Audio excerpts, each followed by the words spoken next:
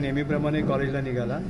सकाळी ट्रेनमध्ये बसून जात असताना त्याला ट्रेनमध्ये धक्काबुक्की लागत होती.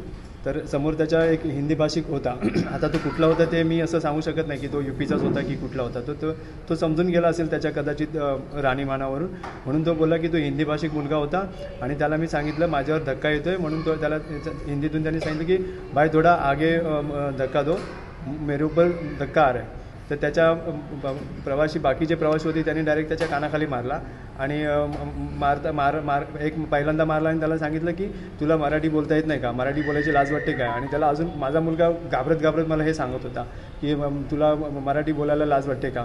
आणि मी त्याला परत विचारलं की तुला काय भरपूर मारलं का.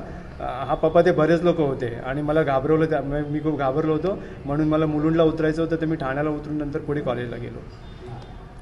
काय म्हणजे आठवण कशी केली सर तो घाबरला होता, कारण आम्ही घरामध्ये कधी त्यांना शिवी माहीतच नाही. आम्ही घरामध्ये कधी शिवी पण देत नाही, कधी अभद्र शब्द पण वापरत नाही. जे आपले चांगले संस्कार असे कामाला येतात सर. आपण ज्यांना चांगले संस्कार देतो की बाबा तू भांडण करू नको.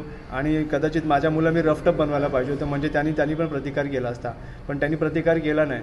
तो बोलला की, आणि मम्मीला पण त्यांनी सांगितले मम्मी मला वाढवायचं नव्हतं, म्हणून मी गपचूप तिकडने निघालो आणि मी ठाण्याला उतरलो. आणि ठाण्याला उतरून पुन्हा तो मुलुंडला कॉलेजला गेला. तक्रार केली आहे पोलिसांना, आपल्या कोळशेवाडी पोलिसांना आम्ही तक्रार केलेली आहे आणि आम्हाला त्यांच्यावर भरोसा आहे. ते त्यांचं इन्व्हेस्टिगेशन त्यांच्या पद्धतीने. काय तुम्ही मेसेज देणार लोकांना?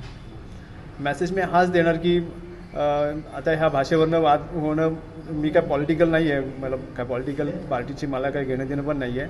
फक्त एवढंच सांगेन की असले प्रकार पुन्हा घडू नयेत.